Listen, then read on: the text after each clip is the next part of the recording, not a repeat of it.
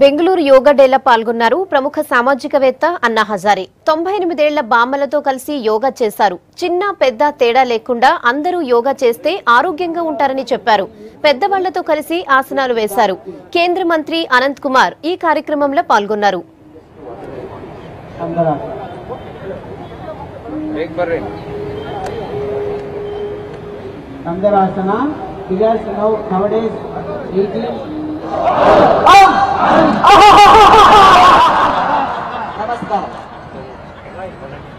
ಈಗ ನಮ್ಮ Karnataka Olympic association ಅಧ್ಯಕ್ಷರಾದಂತ ಶ್ರೀ ಕೆ ನೀಡಬೇಕಂತ ವಿನಂತಿ.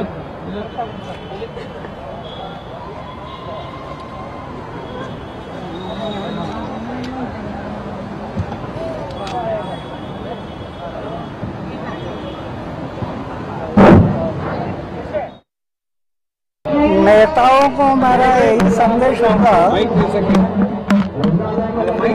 कोई भी पक्ष हो, कोई भी पार्टी हो,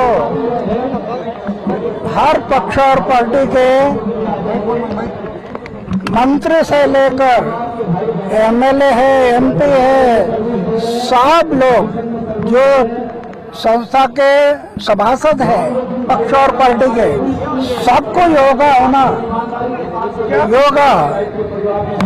योगा से मन तंदुरुस्त होता है, शरीर तंदुरुस्त होता है योगा से।